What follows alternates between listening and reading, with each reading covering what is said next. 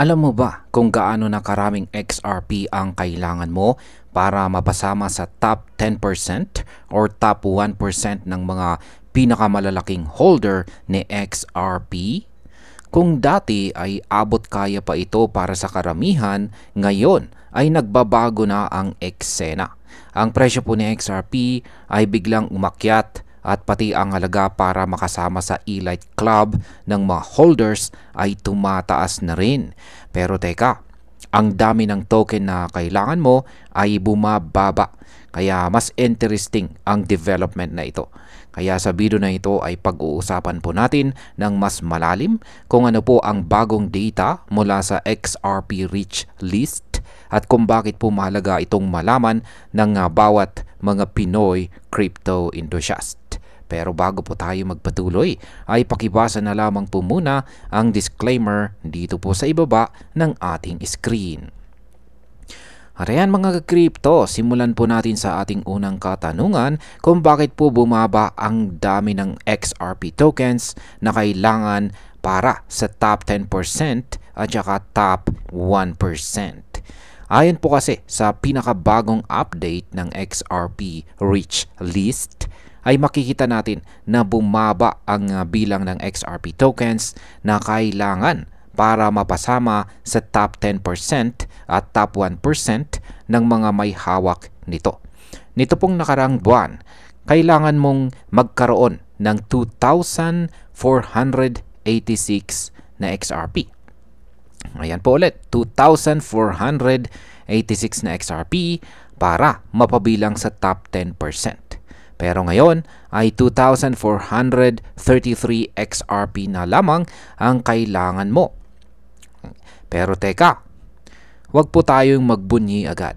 Dahil kapag bumaba po ang bilang ng tokens, tumaas naman ang halaga na kailangan mong ilabas para makuha ito.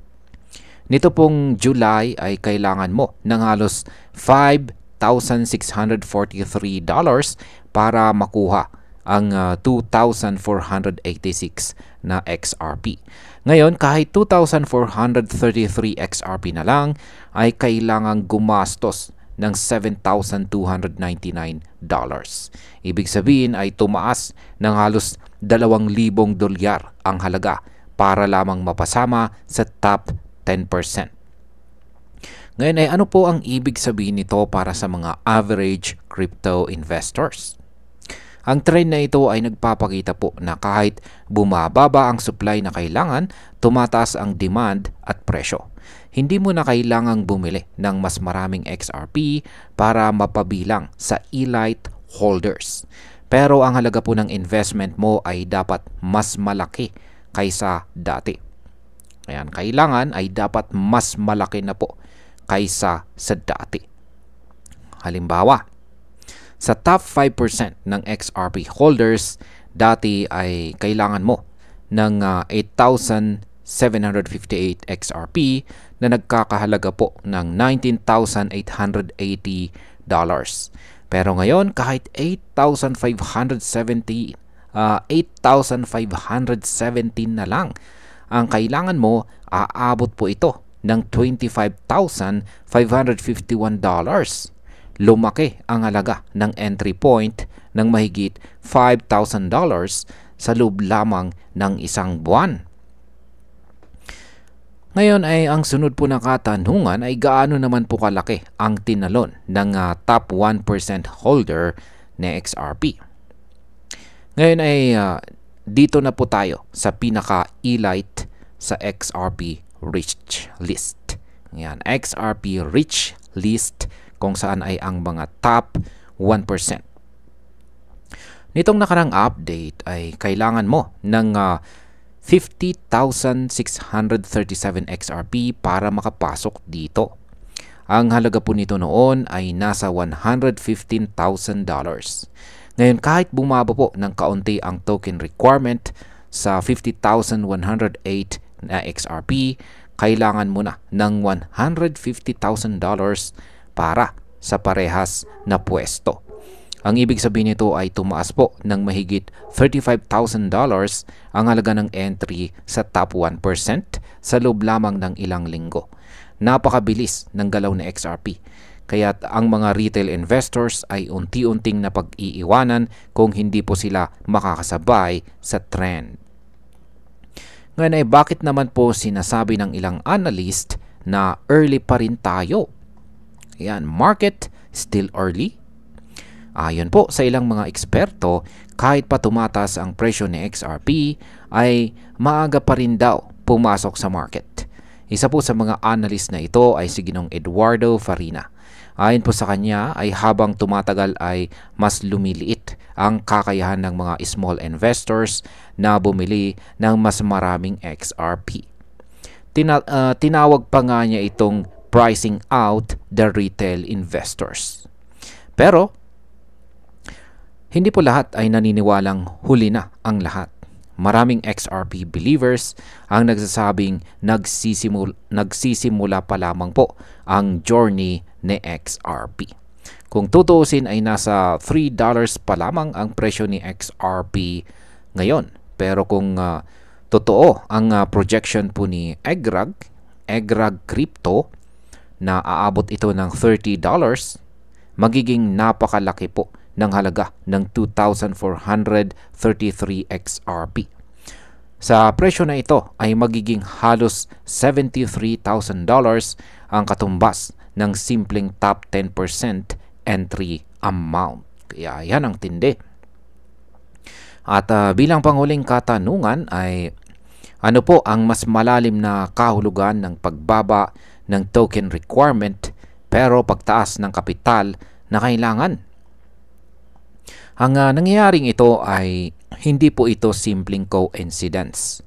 Isa po itong indikasyon na tumitibay ang market na XRP. Bumibili ang mga malalaking investors o whales kaya tumataas ang presyo. Kaya kahit bumababa ang token requirement para sa mga top tiers, nagiging mas mahal naman ang ticket papunta sa elite zone. Hindi lang ito tungkol sa token count. Isa po itong palatandaan na habang umaangat ang demand, lumiliit ang access ng mga average investors. Kapag hindi ka nakasabay ngayon, baka bukas ay hindi mo na kayang pasukin ang top 10% o kahit ang top 50%. Yan, bilang isang Pinoy crypto enthusiast ay importante na alam natin ang mga ganitong update. Dahil dito natin malalaman kung paano po gumagalaw ang market ng XRP. Kung dati ay kailangan lang natin ng kaunting halaga para makapasok sa top 10%, ngayon ay kailangan na nating mag-double effort o double capital. Kapag nagpatuloy po ang ganitong trend, ay baka hindi na natin kayang humabol sa mga susunod na buwan. Kung isa ka pong hodler or long-term investor, magandang balita ito dahil lumalakas ang value ng iyong hawak or holdings.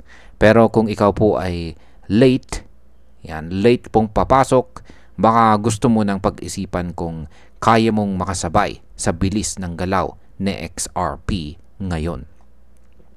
At bilang panghuli, para sa akin ay malinaw na ang market ni XRP ay lumalalim na at unti-unti nang hinog para po sa malakihang adoption.